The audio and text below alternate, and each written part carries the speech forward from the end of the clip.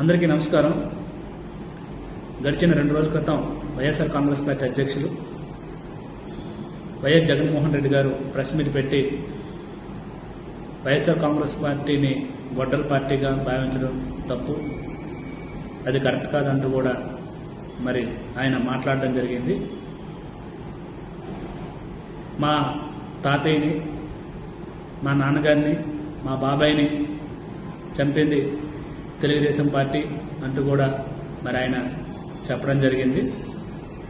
ఆయనకు మా తెలుగుదేశం పార్టీ తరఫున సూటిగా మేము అడుగుతున్నాం, గడిచిన వైసీపీ ప్రభుత్వం 5 సంవత్సరాలు ఏదైతే మీ బాబాయ్ హత్య ఉందో మరి దాంట్లో కీలకమైన పాత్ర అవినాష్ రెడ్డి ఉన్నారంటూ కూడా ఆ రోజు భారత స్వతంత్ర సంస్థ అయినటువంటి సిబిఐ చెప్పడం జరిగింది. మరి ఆ సిబిఐని ఆ రోజు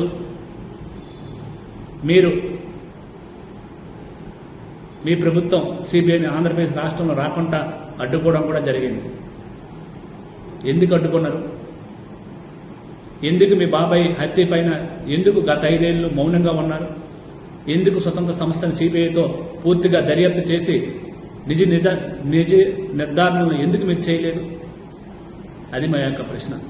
ఇంకోటి, ఏదైతే మీ బాబాయ్ చనిపోయారో, చనిపోయిన తర్వాత మొదటగా కాలు జారి చనిపోయారని చెప్పడం జరిగింది. తర్వాత గుండెపోటు ద్వారా మరణించడని చెప్పడం జరిగింది. మళ్ళీ తర్వాత నారావారి రక్త చరిత్ర అంటూ కూడా సాక్స్ పేపర్లో మెయిన్లో హెడ్డింగ్ ద్వారా మరి మీరు కూడా వేయడం జరిగింది. మరి ఆడ నిజంగా నారావారి రక్త చరిత్ర ఉంటే గత 5 ఏళ్ళు ఏం చేశారని అడుగుతున్నాం. గత 5 ఏళ్ళు ఏమైనా మరి నిజంగా నారావారి రక్త చరిత్ర ఉంటే నిరూపించాలి కదా, ఎందుకు నిరూపించుకోలేకపోయారు? మరి అదేవిధంగా ఈరోజు మీ కార్యకర్తలు ఎక్కడ పడితే అక్కడ రేపు రాబోయే 2029లో మా పార్టీ అధికారంలోకి వస్తుంది, తప్పకుండా మధ్యాహ్నం 12 దాటిన తర్వాత రిజల్ట్ మరి వైఎస్ఆర్ కాంగ్రెస్ పార్టీ అధికారంలోకి వస్తుంది, ప్రభుత్వ అధికారంలోకి వస్తుంది. అప్పుడు ఒక్కొక్క తెలుగుదేశం పార్టీ కార్యకర్తల నాయకులకు రప రప రప గంగమ్మ జాతరలో పొట్టేలు తలకాయలు నరికినట్టుగా నరుకుతానని మరి ఎక్కడికక్కడ శబ్దాలు చేయడం జరుగుతుంది. మీరు కూడా చాలా ప్రెస్ మీట్లో మరి దాన్ని అది తప్పు అలా అనకండి అని మీ కార్యకర్తలకి మీరు బుద్ధి చెప్పాలి. మీరు చెప్పలే కాబట్టి దయచేసి ఇప్పటికీ ఎప్పటికీ మీ పార్టీ, ఎందుకంటే బాబాయిని గొడ్డలతో నరికింది ఎవరో మీకు తెలుసు, అందరికీ తెలిసిన విషయం, ఆంధ్రప్రదేశ్ రాష్ట్రం ప్రజలందరూ తెలిసిన విషయం. ఏదో మళ్ళీ చెప్పి సింపతి పొందుదామని చూస్తున్నారు. మా తాతయ్య, మా నాన్నగారు, మా బాబాయ్ అని. తెలుగుదేశం ఆల్రెడీ ఆంధ్రప్రదేశ్లో ఉన్న ప్రజలు గడిచిన 5 ఏళ్ళు ఏదైతే జరిగిందో తెలుసుకున్నారు. 2019లో ఆ సింపతి ద్వారా ఓట్లు వచ్చాయి.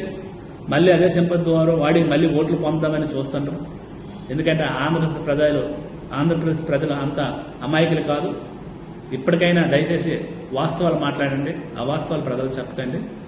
మీ సొంత చెల్లైనటువంటి వైఎస్ వివేకానంద రెడ్డి సొంత కూతురైనటువంటి మీ కజిన్ చెల్లైనటువంటి సునీత రెడ్డి గారు కూడా బయటకు వచ్చి మరి ఓపెన్ గా అవినాష్ రెడ్డి ఈ హత్యలో క్రియాశీలకంగా ఉన్నారని ఆ రోజు కూడా చెప్పడం జరిగింది.